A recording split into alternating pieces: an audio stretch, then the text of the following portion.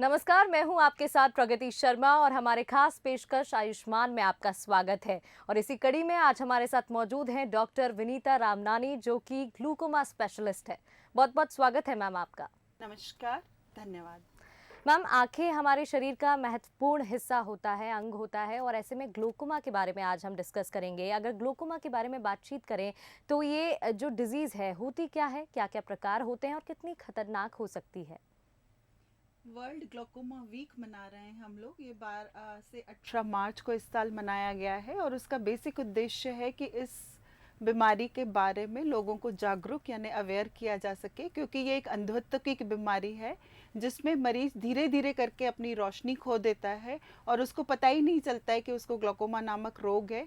और न केवल ये रोशनी खोता है बल्कि ये खोई हुई रोशनी इलाज द्वारा भी वापस नहीं आती है। इसलिए इस बीमारी की सही जानकारी, समय पर जांच और सही उपचार होना ज़रूरी है, वरना ये जो अंधत्व है वो इरिवर्सिबल है।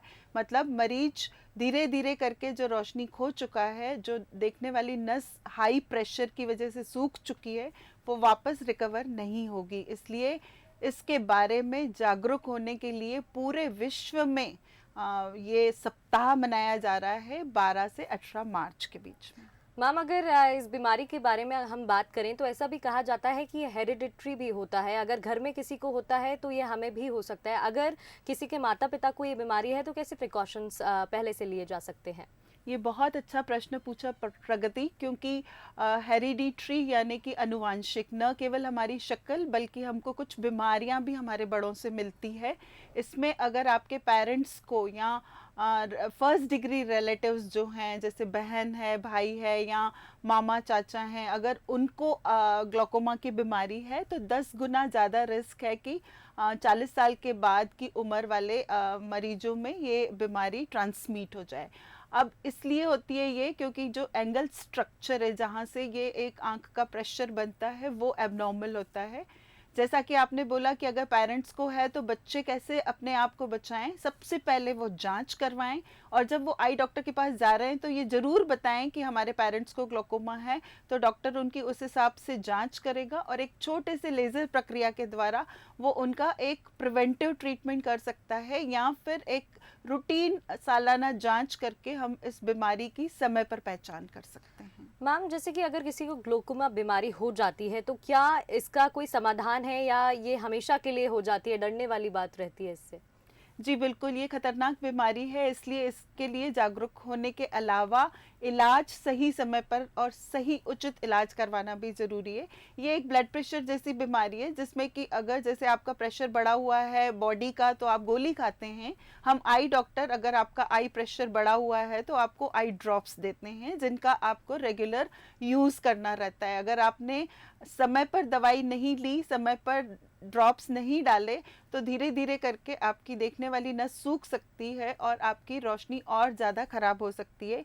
इसलिए न केवल दवाइयों का सेवन सही समय पर होना चाहिए बल्कि नियमित आंखों की जांच भी ग्लोकोमा वाले मरीजों के लिए उतनी ही ज़रूरी है, ये समझने के लिए कि क्या जो आपका उपचार चल रहा है वो आपकी बीमारी को वहीं रोके हुए है। क्योंकि जो आपकी रोशनी चली गई है उसे तो नहीं बढ़ा सकते, पर जो है उसको संभालने के लिए आपको डॉक्टर की रेगुलर सलाह चाहिए। यानी कि निरंतर चेकअप बहुत ज़रूरी है इस बीमारी के लिए। लेकिन मैम, जो भी आप सिम्टम्स बता रही हैं कहीं ना कहीं वो कैटरेक्ट जो बीमारी होती है उससे भी थोड़े मिलते जुलते हैं, तो ऐसे में डिफरेंस कैसे पता चलेगा कि ये ग्लोकोमा है या कैटरेक्ट? बिल्कुल, जो मोतिया बिंदु है वो कैटरेक्ट रिकवरेबल ब्लाइंडनेस है जिसमें कि मरीज का लेंस धुंधला हो जाता है और ऑपरेशन द्वारा रोशनी वापस आ जाती है। जबकि ग्लोकोमा भले ही सेम एज ग्रुप में है, 50 साल से ज़्यादा बड़े लोगों में ये धीरे धीरे बिना दर्द के रोशनी कम होती चली जाती है, लेकिन ये जो ग्लोकोमा है ये देखने वाली नस को डैमेज करता है। इसलिए जो इलाज है वो उसके सिर्फ रोकथाम के लिए है।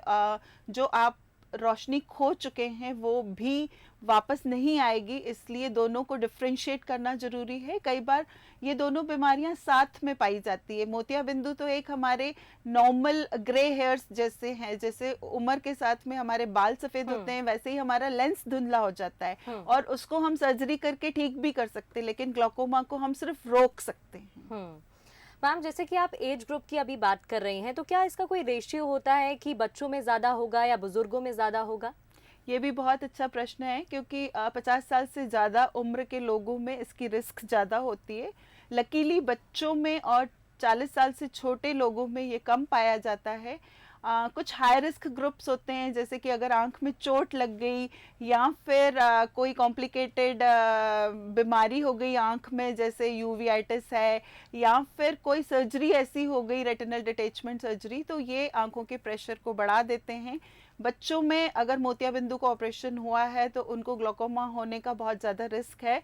तो कम उम्र के लोगों में कोई ना कोई सेकेंडरी फैक्टर रिस्पॉन्सिबल रहता है इस कांच बिंदु के आने के, इसलिए वो कई बार एक आंख में भी होता है। और जबकि जो बड़े लोगों में होता है 50 साल से उम्र वाले लोगों में, उसमें ये बीमारी दोनों आंखों में पाई जाती है। कई बार एसिमेट्रिकल होती है कि एक आंख आपकी बेटर होती है और एक आंख आपकी पूरी अंधत्व का शिकार हो जाती है। बिल्कुल।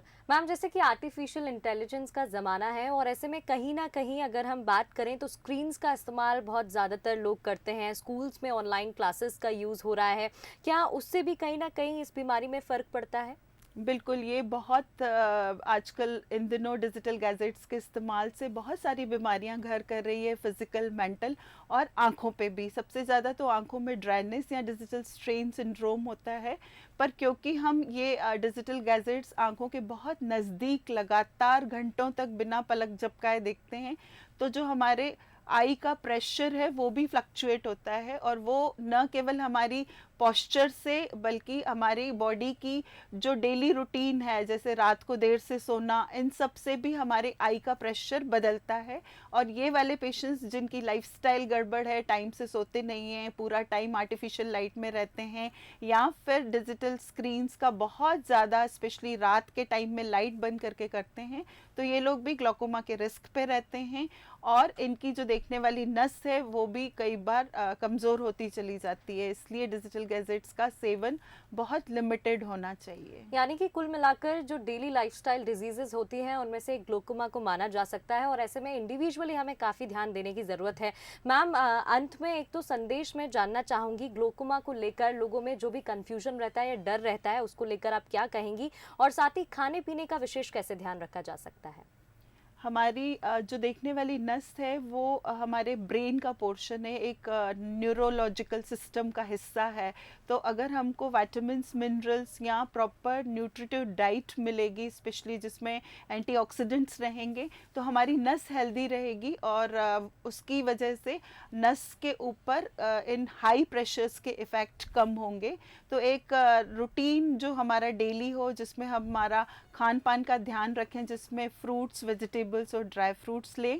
इसमें मैं योगा का मेंशन ज़रूर करूँगी। कुछ योगा मेडिटेशंस जो हैं वो हमारी आंखों के ब्लड सप्लाई को बढ़ाते हैं और हमारी ऑप्टिक नर्व को हेल्दी करते हैं।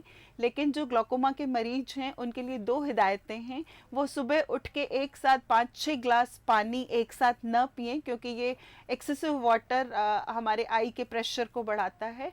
और दूसरा, ग्लोकोमा के रोगी या अन्य लोगों को भी शीर्षासन करने की अनुमति नहीं है, क्योंकि अगर हम उल्टे रहते हैं और बहुत देर तक हमारा सिर नीचे रहता है तो ऐसे मरीजों में भी ग्लोकोमा की बीमारी अधिक होने का खतरा रहता है, या जिनको है उनकी बीमारी तेजी से बढ़ सकती है।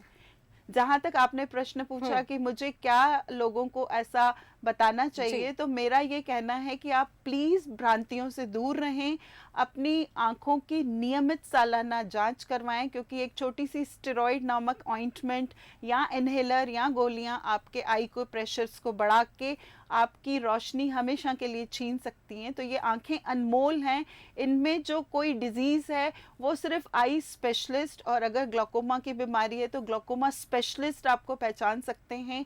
आप ऑप्टिकल शॉप्स पे जाके सिर्फ चश्मे की जांच कराते हैं और सोचते हैं कि हमारी नज़र सही है, वो ये नहीं करना है। हमें 40 साल की उम्र के बाद रेगुलर आई टेस्ट डॉक्टर से कराना चाहिए। तो रेगुलर आई टेस्ट यहाँ पर करना चाहिए और सावधानी बरतनी चाहिए, जैसे कि मैम ने कहा कि आंखें काफ़ी अनमोल होती हैं। बहुत बहुत शुक्रिया मैम आज इस कार्यक्रम में हमारे साथ जुड़ने के लिए। नमस्कार, धन्यवाद।